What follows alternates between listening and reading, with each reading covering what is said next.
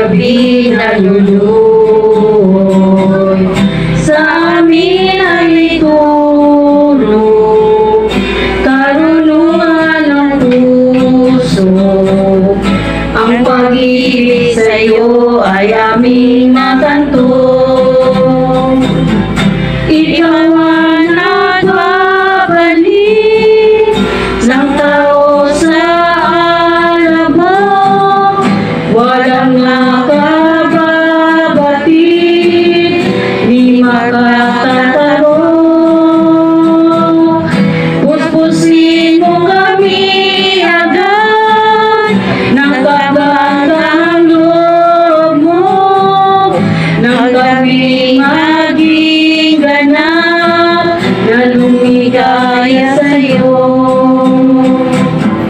Ikaw ang nagbabalik ng tao sa alabang, walang nakababatid, di makatataro. Puspusin mo kami agad ng kabagang loob mo, nang kami maging ganap na lumigaya sa'yo. Sa ngalan samahan sa anak o sa Espiritu Santo, Amen. Diyos na labing gamhanan, tinubdan sa among kinabuhi, aniya kami karon nagahalad ng mga pag-ampo alang sa among minahal na mihalina nga si Araceli. Nangamuyo kami kanimo Diyos, napasayloon mo kami sa among mga sala, ug sala sa among igsuon nga dinhi pa siya sa yuta. Tabangi kami o Diyos nga imong kahimutan ang among mga paghalad o pag-ampo ngadto kaniya. O karon magdungan kitag pangay pasaylo sa atong lagitong amahan sa mga kalapasan na atong nabuhat. Nagakumpisal Salamat sa Diyos, amahan ng pagkakamong sa tanan.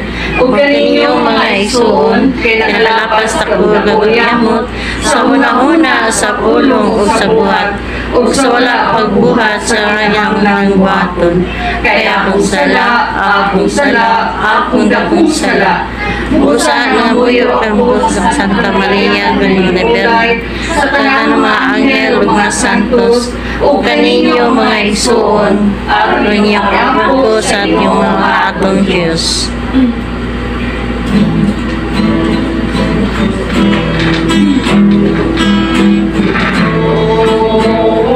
Lord have mercy, Lord have mercy, Christ have mercy, Christ have mercy, Lord have mercy, Lord have mercy. Salamat o Diyos sa imong dakong kaluoy o sa imong paghilo sa among mga kalat. Balihog manglingkod ang tanan alang sa pagbasa.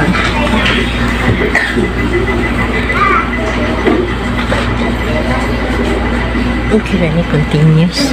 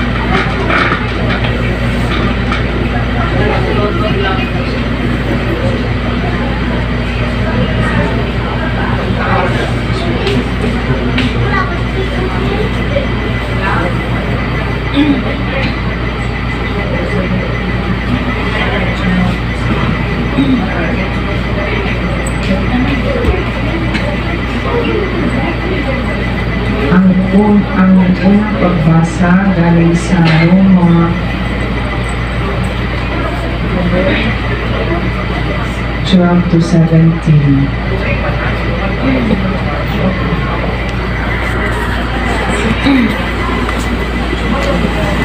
Pwede sa ni.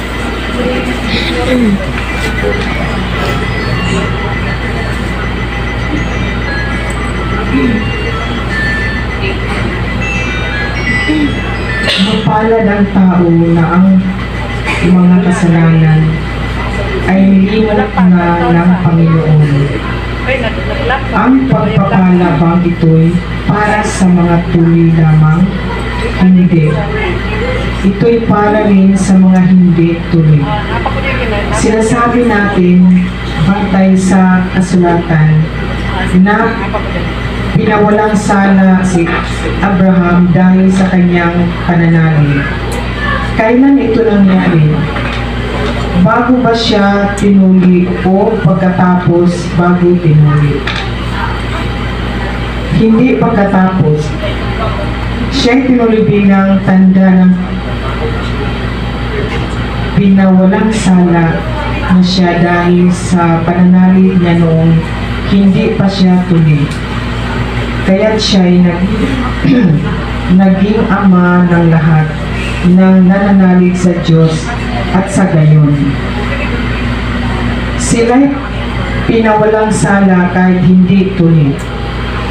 Gayon din naman siya'y ama ng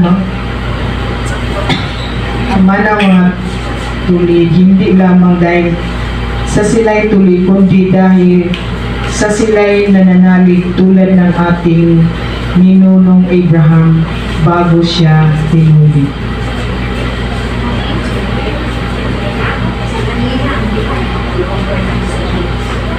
Ang pulong sa Diyos. Salamat sa Diyos.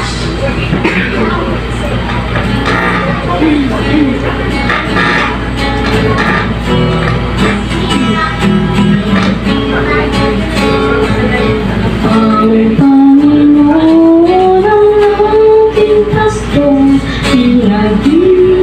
ginhawa ko.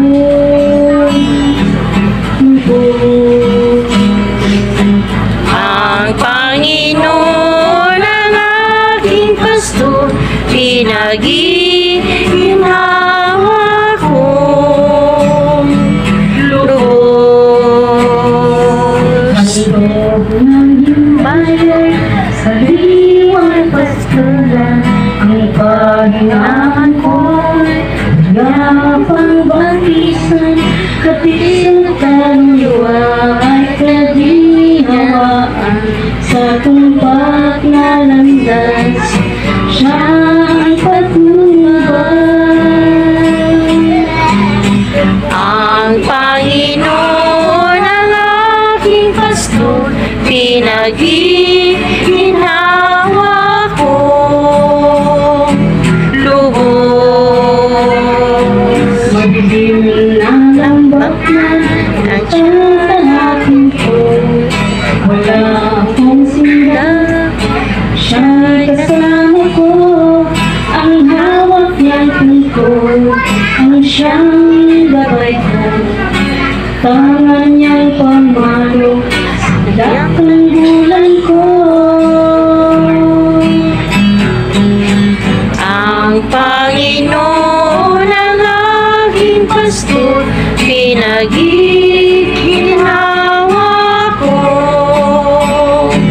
Lubos Sinihahanda niya sa atin ang sandulan, biging sa harapan ng ating mga kaaway, kasiyahan niyang buko'y langisan, saro ko'y punuin hanggang sa umapaw.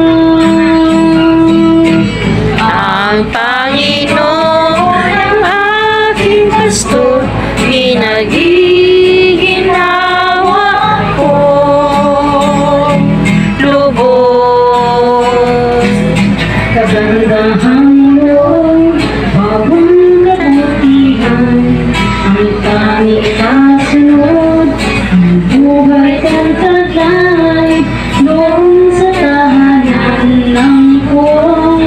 kapal. Nais kong manahan magpakailanman.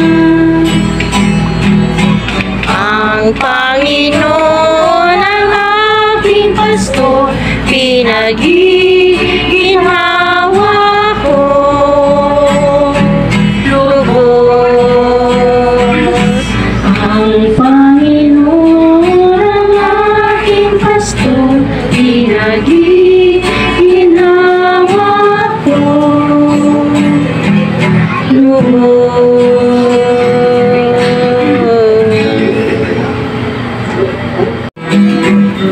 Lamb of God, and its righteousness, and all these things shall be added unto you. Hallelujah, hallelujah. Seek ye first the kingdom of God, and its righteousness,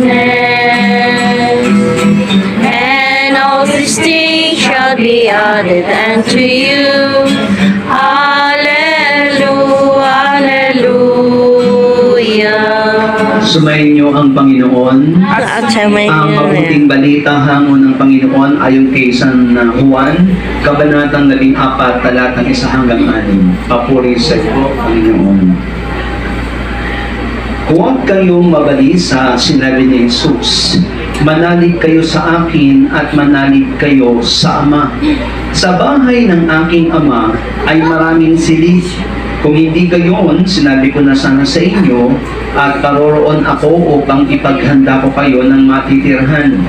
Kapag naroon na ako at naipaghanda na kayo ng matitirhan, babalik ako at isasama kayo sa kinaroroonan ko. At alam na ninyo ang daan tungo or patungo sa pupuntahan ko. Sinabi sa kanya ni Tomas, Panginoon, hindi po namin alam kung saan kayo pupunta. Paano namin malalaman ang daan? Sumagot si Jesus, Ako ang daan, ang katotohanan at ang buhay. Ang walang makakapunta sa Ama, kundi sa pamamagitan ko. Mga kapatid, ang mabuting balita ng ating kaligtasan. Okay, pwede na po tayo maupo para sa ating pong ebanghelyo.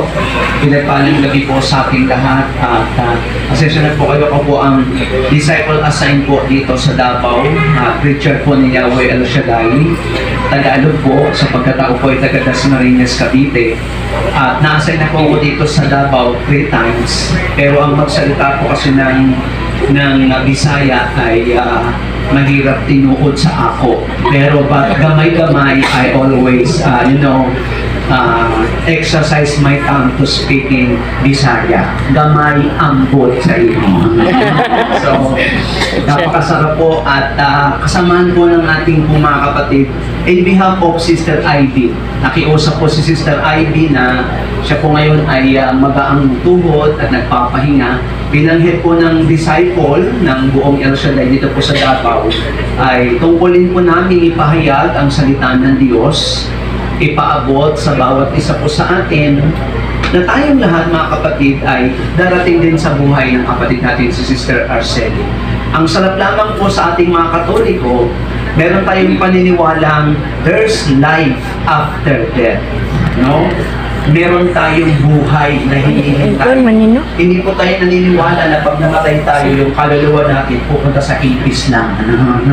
Pupunta sa kung saan-saan. May patutunguhan tayo. At ang buhay natin ito, tatlong sangka po ang buhay. No?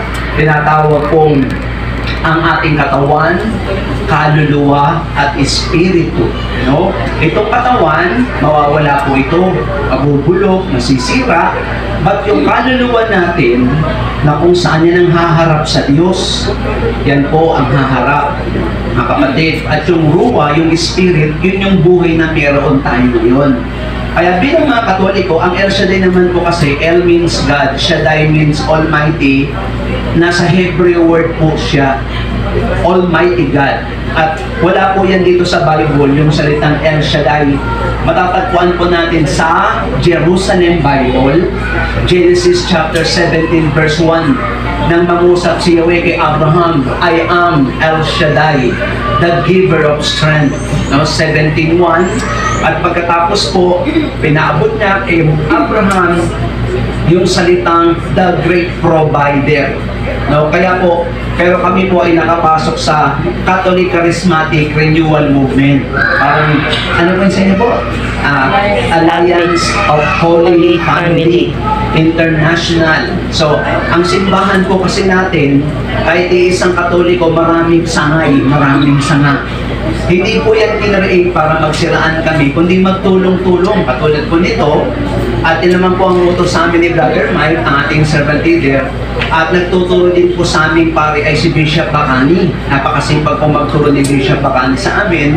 At inassign po kami dito with the blessing of our spiritual director, Reverend Father Sandy De Claro. Kami po ay binasbasan, pinag-pray over, at inassign po bawat preacher sa iba't ibang probinsya po.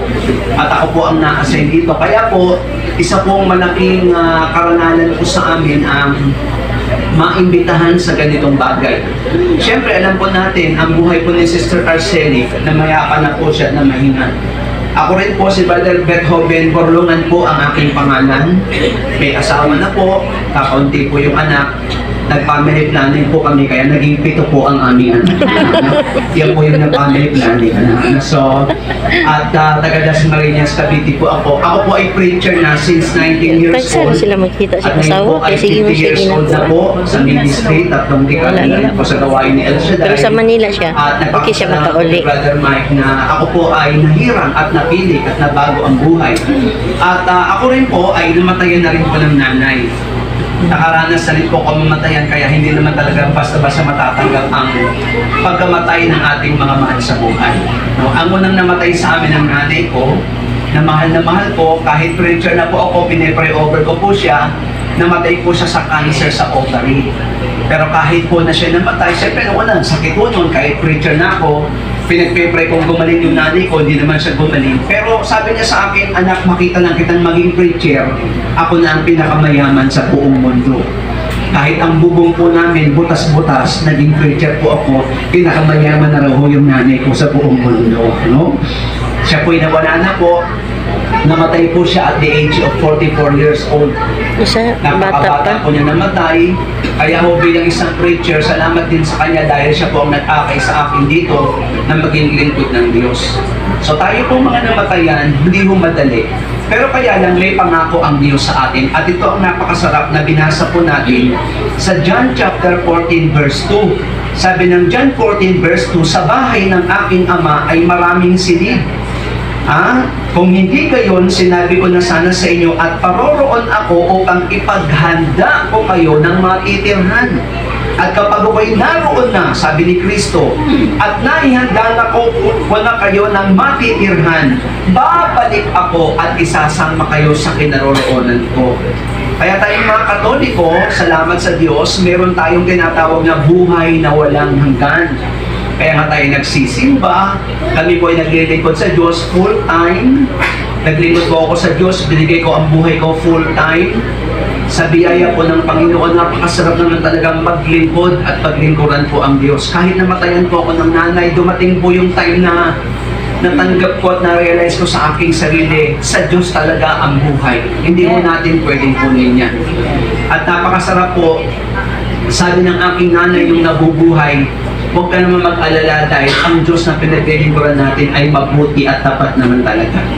At salamat po sa kanyang pagkawala, sa aking paglilingkod. Ito po naranasan na magkaroon ako ng nanay. Ako pitinuring na anak bilang isang preacher, kaya nakaka-bless na rin po sa tulong po ng Panginoon. Kaya tayo bilang mga Katoliko, sabi ng Panginoon, kapag naroon na siya, babalik siya. Kaya nga naniniwala tayo na babalik si Kristo, di ba? Sa ating mystery of faith, sinasabi po doon, si Kristo'y namatay, si Kristo'y nabuhay, si Kristo'y babalik sa wakas ng panahon. Di po ba? At sa kanyang pagbabalik, isasama niya po tayo. Tayo po na mga naglilingkod ng tapat, tayo po na nag-alay ng buhay ng may katapatan, kasama po tayo. At lahat po tayo, wala pong exempted dito.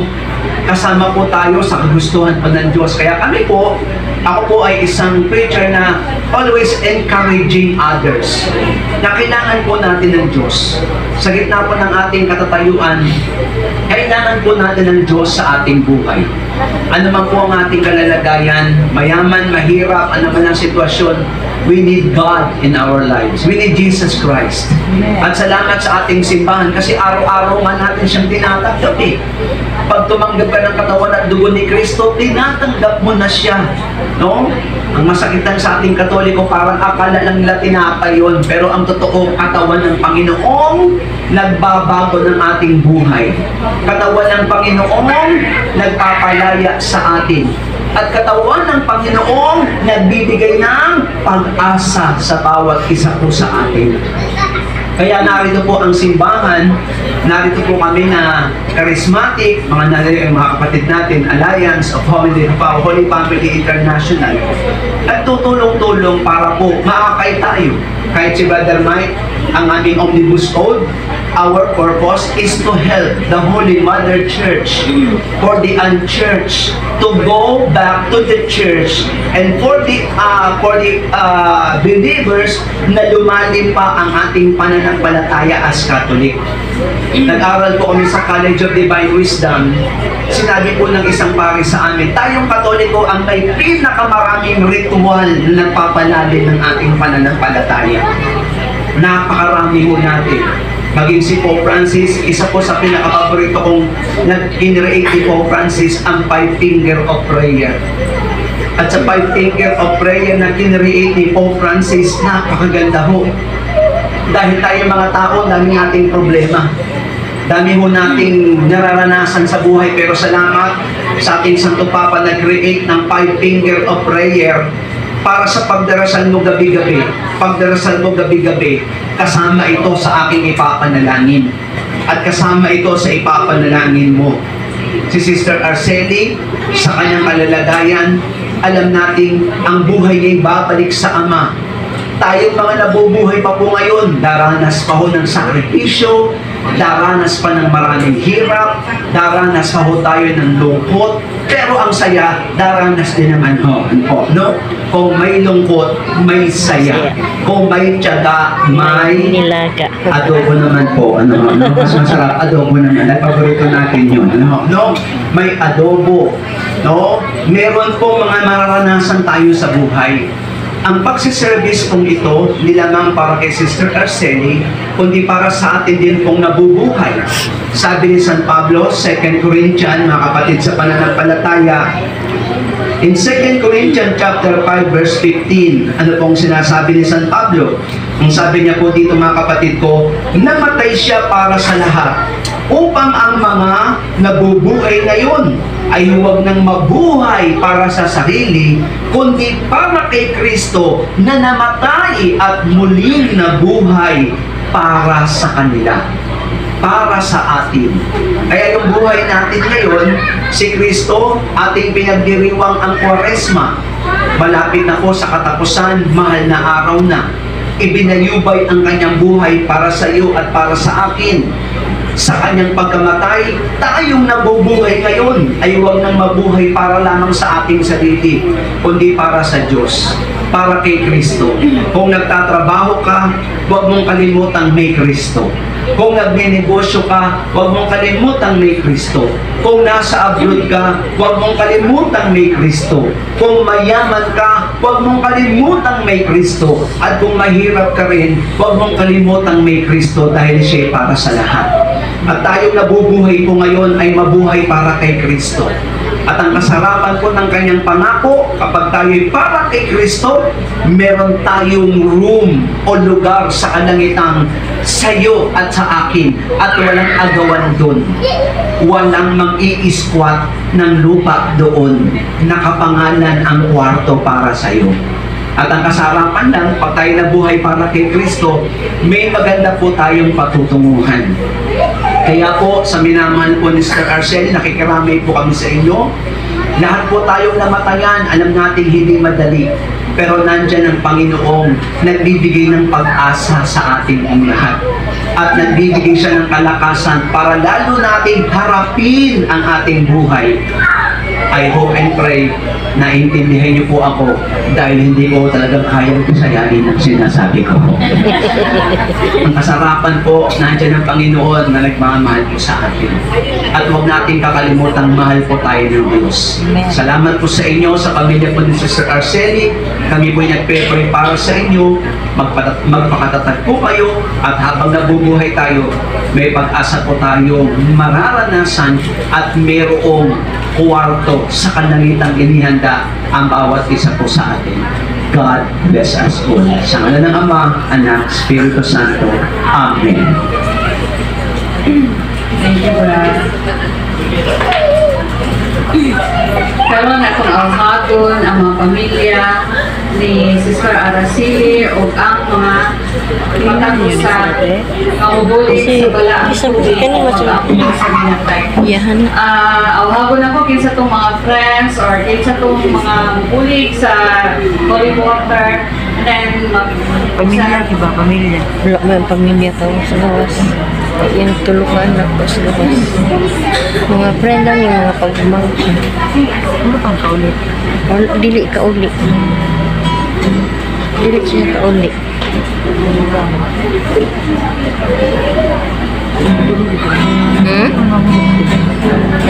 Ang buto nga di sila mga uli. Naghandong ko na sa ihang mga anak.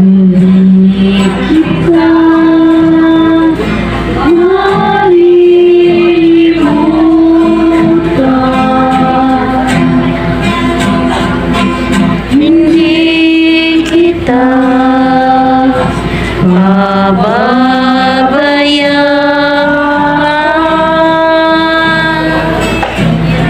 Matabukid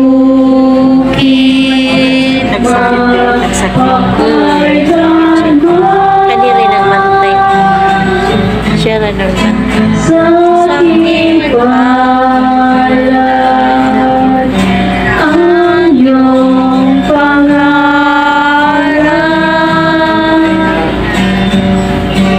Malilimutan ba ang ina?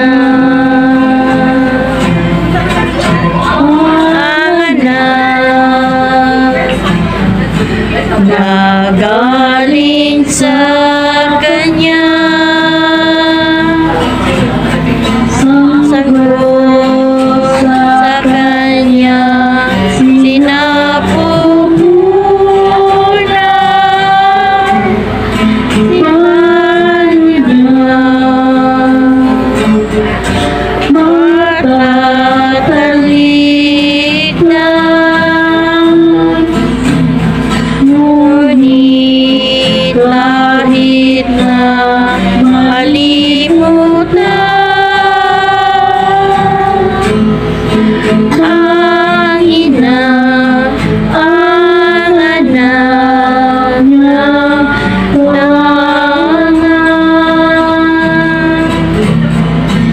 Hindi kita malilimutan, kailanman di pababayaan.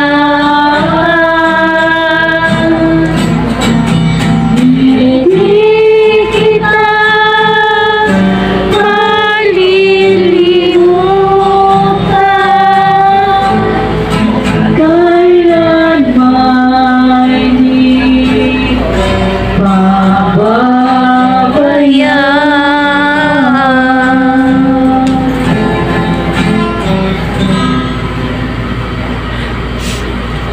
Palilog manindog ang tanan. Sa madagpag-ampo mayroon kita, patalingugi kami Ginoo. Patalingogi kami Ginoo. Nga si Araceli nga mihalina nining kalibutana, makaangkon sa kinabuhing walay katapusan, mag-ampo kita. Patalingogi kami Ginoo. Nga mahupay unta ang mga pagbati sa pamilya ni Araceli nga iyang gitalikdan ugmad ang pagtuo o pagsalig nila sa Ginoo, mag-ampo kita. Patilinghogi kami, Ginoo. Nga sa pagbangutan sa iyang mga hinigugma, makapaton o kalig-on o pagtuo sa buhing Diyos, mag-ampo kita.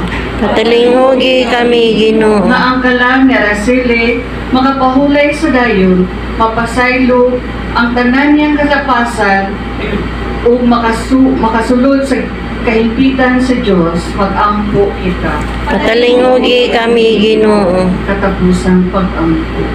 Diyos Amahan, mabubuhat sa langit o maluluwa sa kalibutan, pinaagi sa imong gahom, gibuntog ni Jesucristo ang kamatayon, o mabalik siya kanamo, nga mahimayaon, hinaon nga ang tanan namong mga igsuon nga nangamatay, diha sa pagtuo, makaambit sa iyang kadaugan o malipayon, nga magtuaw sa iyang himaya. Nagaampo usab kami alang sa iyang pamilya o Ginoo sa ilang pagtak-op sa usab ka tuig nga pagbangutan alang sa ilang minahal nga mipanaw na liguna sila sa imong espiritu sa kadasig. Busga sila sa imong santos nga kalanon, tutuli sa dalan sa katarong, lipaya sila sa pagtuo sa pagkabanhaw, ug nga sila tuman tipon sa tibok simbahan uban sa pagpangaman ni Birhen Maria ug sa tanang santo sa langit. Dito si Kristo nagapuyo ug nagahari uban kanimo ug sa Espiritu Santo, Dios hangtod sa kahangturan. Amen. Amahan namo anak sa langit, pagdayeg ko ng imong ngalan, umabot ka namo ang imong gingharian, matuman ang imong pagpuot dinhi sa yuta maingon sa langit. Kalanon namo sa matag adlaw, ihatag ka namo karong adlaw. Pasayloa kami sa among mga sala. Ingon nga pasaylo kami sa nakasala ka namo. Ug dili mo kami tugyan sa panulay, hinuno alwas sa kami sa kadautan. Amen. Maghimaya ka Maria, na puno ka sa grasya, ang Ginoong Diyos sa nakakanimo. Bulahan ikaw sa babae nga tanan, o bulahan manusap ang bunga sa tiyan mo nga si Jesus. Santa Maria, ilahad ka sa Diyos, iabo kaming makasasala, karon ug sa oras sa among kamatayon. Amen. Himaya sa Amahan, sa Anak, ug sa Espiritu Santo. Maingon sa sinugdan karon sa gihapon sa mga katuigan na walay katapusan. Amen. Pahulay nga dayon, ihatag kaniya o Ginoo. Ug ang imong kahayag mudan agunta kaniya hangtod sa kahangturan. Hinaot niya siya mo pahulay dinha sa kalinaw ni Kristo. Amen. Hinaot nga niyang kalag ug ang kalag sa tanang nibiya nining kalibutana, pinaagi sa kaluoy sa Dios mo pahulay sa dayon. Amen. Sa ngalan sa Amahan, sa Anak, Sa Espiritu Santo. Amen. Katapusang awit.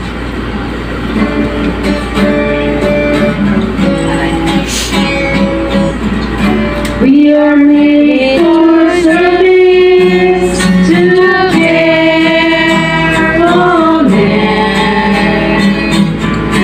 We are made for love for time and again.